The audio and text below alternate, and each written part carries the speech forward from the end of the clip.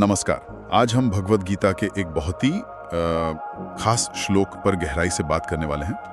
अध्याय 1 श्लोक 29। हमारे पास कुछ व्याख्याएं हैं जो इस श्लोक के मतलब को समझने में मदद करेंगी। हमारा मकसद है कुरुक्षेत्र के मैदान में खड़े अर्जुन की उस तीव्र शारीरिक और भावनात्मक प्रतिक्रिया को समझना जो युद्ध शुरू होने से ठीक पहले उन पर हावी हो गई थी। जरा सोचिए, वो महान योद्धा, उसका शरीर कांप रहा है, रोंगटे खड़े हैं और वो विश्व प्रसिद्ध गांडीव धनुष वो भी हाथ से फिसल रहा है।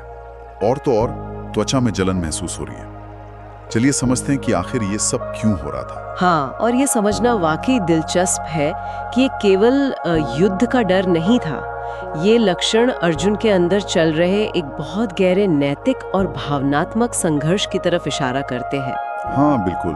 श्लोक कुछ इस तरह है, वेपथु शरीरे में रोमहर्षणश्च जायते गांडीवम संक्षेते हस्तात् त्वचैव परिदाह्यते।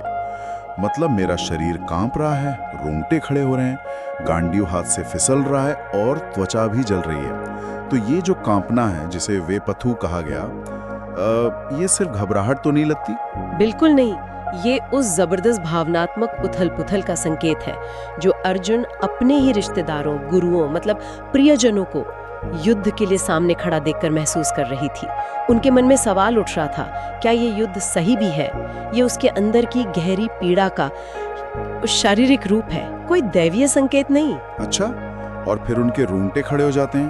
रोमहर्ष आमतौर पे तो ऐसा डर में होता है या कभी-कभी शायद खुशी या आश्चर्य में भी। यहाँ इसका क्या मतलब समझे? देखिए, यहाँ ये तीव्र दुख और भ्रम की मिलीजुली अनैच्छिक प्रतिक्रिया है। जब भावनाएं इतनी ज्यादा तीव्र हो जाएं कि शरीर अपने आप प्रतिक्रिया देने लगे, तब ऐसा होता है। ये दिखाता है कि अर्जुन मानसिक रूप से कितने ज्यादा विचलित और दुखी थे। तो ये कोई आध्यात्मिक अनुभव नहीं, बल्कि गहरे भावनात्मक संकट का लक्षण है।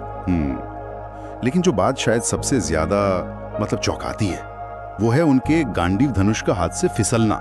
गांडीव, वो तो उनकी पहचान का हिस्सा था, उनके बल और कौशल का प्रतीक। हाँ, ये बहुत ही सांकेतिक है।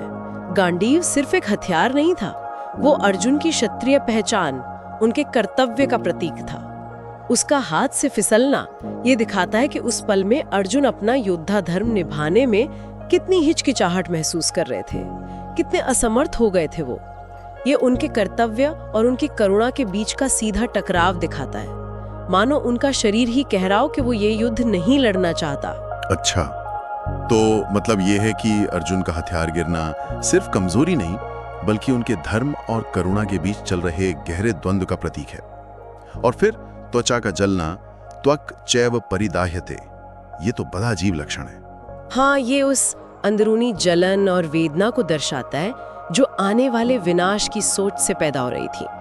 अपने ही लोगों को मारने का विचार, रिश्तों के टूटने का भावनात्मक बोझ, ये सब मिलकर एक तीव्र मानसिक संताप पैदा कर रहे थे, जिसका असर शरीर पर दिख रहा था। ये दिखाता है कि अर्जुन का मोह अपने परिवार और समाज से कितना गहरा था।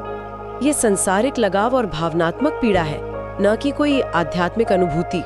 समझ गया। मतलब ये सारे शारीरिक लक्षण असल में अर्जुन के मन के अंदर चल रहे महायुद्ध को बाहर दिखा रहे थे। हाँ, शरीर उनके मन की उथल-पुथल का आईना बन गया था, है ना? बिल्कुल सही कहा आपने।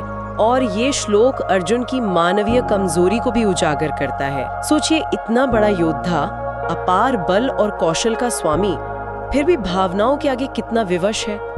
यह हमें याद दिलाता है कि मुश्किल नैतिक फैसलों के सामने बड़े से बड़ा इंसान भी अंदरूनी संघर्षों से गुजरता है। उनकी ये हालत दिखाती है कि वो कितने संवेदनशील और मानवीय थे। तो हमने देखा कि ये एक अकेला श्लोक कितने सटीक तरीके से अर्जुन के उस संकट के क्षण को दिखाता है, उनकी उस मानवीय भेद्यता को, जब वो एक ऐसी नैतिक दुविधा में फंसे थे जिसका कोई आसान जवाब नहीं था। हाँ, और यही स्थिति, अर्जुन की यही दशा उस गहरे आध्यात्मिक और दार्शनिक संवाद की भूमिका तैयार करती है, जो भगवान कृष्ण और अर्जुन के बीच पूरी गीता में चलता है।